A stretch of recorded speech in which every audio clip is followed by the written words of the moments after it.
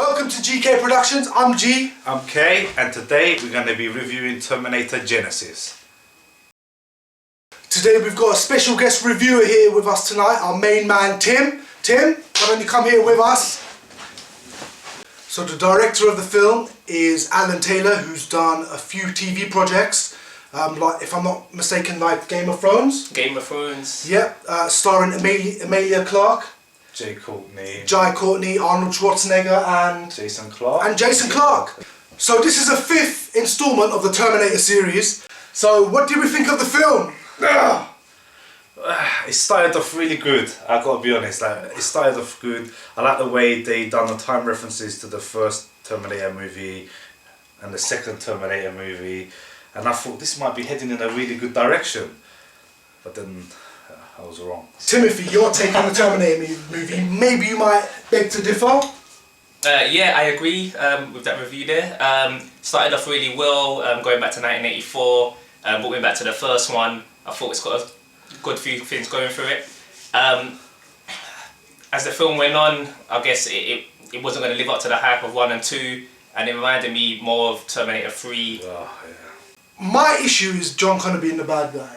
Okay. Now, you hear John Connor throughout the storyline, you see him in the fourth installment, which was quite decent, it wasn't too bad, I enjoyed it. He's supposed to be legend. He's meant to be the saviour. You know what I mean? And then suddenly he's just a bad guy, he just accepts it. You know, his consciousness is still there, which pisses me off, you know what I mean? I mean, I agree with you to a certain extent, I understand that, but I admire that they tried to do something different with the story to try and reboot it, but failed, ultimately. I guess I'm more with Kem there.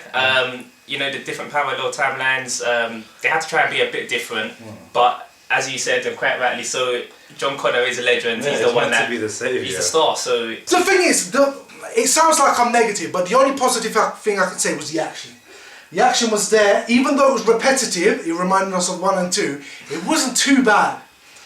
Again, I have to disagree in the sense that I thought the action was more like Terminator 3 than Terminator 1 or 2 in there, so I was a bit let down, especially when the bubble appeared in the middle of the road and then he got hit by the car. Oh my God! To him, so I forgot about that! That was the worst! That was almost up there with the Rock falling out of the building in the beginning of Fast 7 and all you got was a broken arm. They got hit by a car and then they just got back up. They got hit by a car! Jai Courtney as Kyle Reese basically didn't add anything to a character for me. But Sarah Connor's character, she was alright, she was good in the movie. See, I like the actress that played Sarah Connor. I didn't mind her. I thought, okay, she's kind of believable. So, you know, it all comes down to Arnie's performance, because it's like it's Arnie's franchise. I mean, what did you think of Arnie's performance? I didn't really have a problem with his performance. He's an old Arnie now, I guess, but he's still Arnie. He still makes the Terminator. I could hit and miss with Tim there. I like the way, I like the fact that it's synthetic and it ages and stuff. I like that concept of it. So it's been around for a lot. I enjoyed that. I mean, you remember Arnie from the 80s and 90s, and you remember him for his cheesy lines. And there was one thing I remember in that film was, "I'm old, not obsolete." Yeah. I think I actually love that line. Yeah. I think Arnold Schwarzenegger's new line is going to be, "Drop this movie out the chopper."